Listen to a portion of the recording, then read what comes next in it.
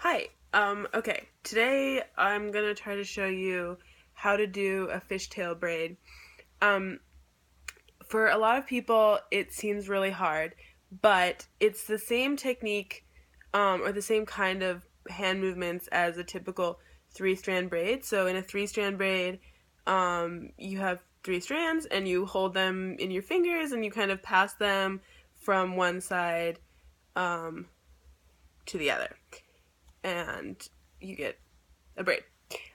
In a fishtail braid, you have two main um, parts, but the actual hair that crosses over is like a sub part of each half. So, in essence, you take a small section from one part and you cross it over, and you have it now. It's part of the other side, and then you take another section. The smaller the sections that you take, the more intricate the final braid. Um, and then you take another small section from this side and you pass it over. And then eventually, if you have a lot of them, then you get this crossover pattern that looks kind of like a herringbone. Now, I think if you're just starting out, that it's easiest to work with a ponytail. So if you start just with your hair in a an elastic, then you're not kind of having to also control like where it is in your head and where the two parts are in relation to each other. It's just emanating from a single place. So that's one tip that I have. I think also I just tried this um, out. I think you could, as you're sort of training yourself, section the two sections off with tiny elastics, and then go from there. And that would obviously, as I said before, when you cross the hair, it does become part of the other section, but you're still always maintaining kind of two places. So you can see, hopefully, these little elastics are kind of keeping them apart. I'm not saying I think that's a great way to do it long term, but I think it might be good as kind of a training wheel thing. Okay, so you have your two parts, and I'm holding them in basically fists. The way that I showed you when I was doing sort of the theory of crossing two pieces over is very awkward. So one of the things that's most important about braids is your hand hold. So what I do is I sort of uncurl my index finger, and from behind, I just poke it through, and in so doing, I segment the little piece and bring it over to the other side. So poke, twist, which brings it over, and then pull. I'm sorry you can't see it very well on my hair because it's all one color. But so what you're doing is just making the strands which cross over, and then once they're in your fist again, they no longer exist as themselves. They are not entities unto themselves. Unlike a three-strand braid where the three strands remain like themselves the whole time. And you'll see me kind of resettle my hands every once in a while. The other thing you could do is, so your thumb is already behind here, you can just poke your thumb through, twist it over, and kind of grasp with the other side. Now, you can see after we've been doing that we have this nice V shape happening. If you want, instead of crossing to the front like we're doing, you can cross to the back, and that will make an inverted V. So it won't show up immediately if we switch, but let me show you.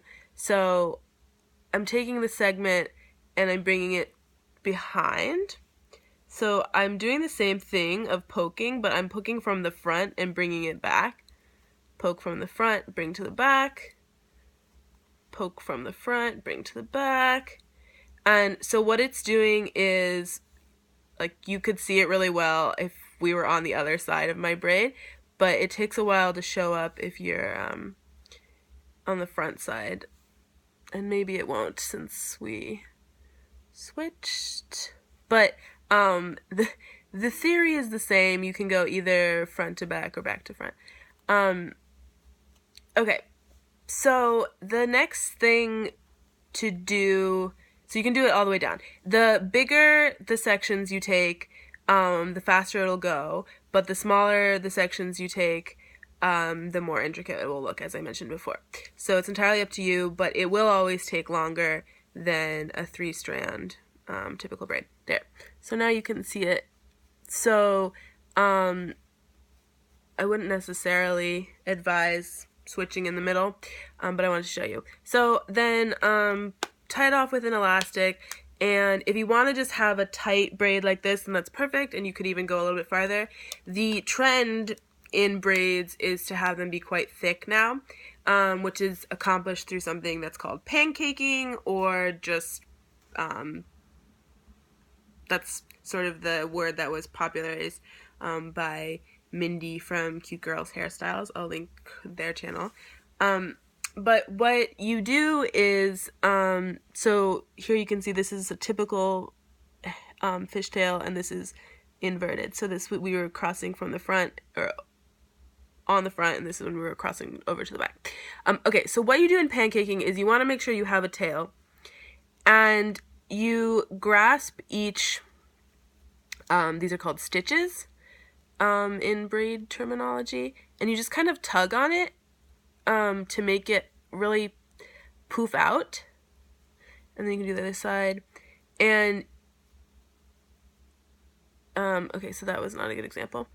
I'll also link to a really good video on pancaking. But anyway, so that is the theory of it. Now, if you wanted to, if you went ahead and used your little training devices up here, you could cut them out and then not have it. You can also take this out, and we should have not a terrible mess. Let's see.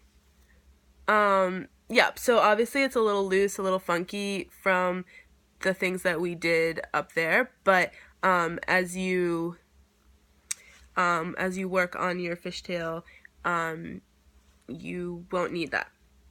And that's it. And so you can wear it loose, or pin it on the back into a bun, or if you do pigtails, or even if you do one, you can lay it across like any other braid.